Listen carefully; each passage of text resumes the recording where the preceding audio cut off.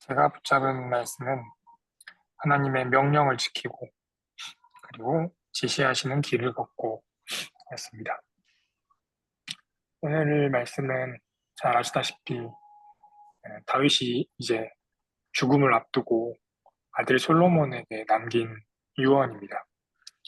그 유언을 한 단어로 요약을 해보자면 기준이라고 요약할 수 있습니다. 5절부터 9절, 그러니까 오늘 유언의 하반부는 정치적인 기준에 대해서 이야기를 합니다. 다윗의 왕권에 위협이 되거나 또 다른 면으로는 도움을 주거나 그런 것이 기준입니다. 요압은 자신의 사적인 복수심 때문에 복수를 했다가 다윗을 공경에 빠뜨렸습니다. 바르실레의 아들들은 다윗의 왕위를 지키게 해주었고요. 시므이는 다윗을 저주하였지만 다윗은 시므이에게 자신의 칼을 대지 않는다고 약속하였습니다. 그래서 아들 솔로몬에게 어, 자기 왕위와 관련됐던 사람들의 기준을 제시하고 어떻게 해야 되는지 그 정치적인 기준을 이야기하였습니다. 말씀의 상반부 2절부터 4절까지는 영적인 생활에 대한 기준을 유언으로 제시합니다. 이때 기준은 하나님의 말씀, 주님의 길입니다. 하나님은 이 기준을 지키면 이스라엘의 왕의 자리가 자손에게서 끊어지지 않는다라고 약속하셨습니다. 그래서 기준입니다. 기준은 우리 생활에서 정말 중요하고 또 중요할 뿐만 아니라 꼭 필요합니다. 가장 쉽게는 단위가 있습니다. 센티미터, 미터, 킬로그램, 리터 등 이런 단위에 대한 기준이 있기 때문에 크기를 정하고 또 물건을 만들어내는 것들을 많은 것들을 할 수 있습니다. 오른쪽, 왼쪽이라는 것도 무엇을 기준으로 하는 방향입니다.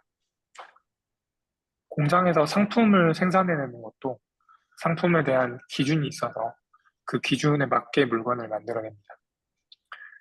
그런데 만약 이 기준이 없다면 혼란스러워집니다.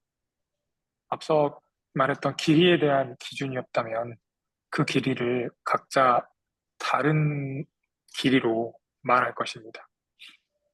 그리고 똑같이 오른쪽이라고 말해도 서로 다른 방향을 가리킬 수 있습니다.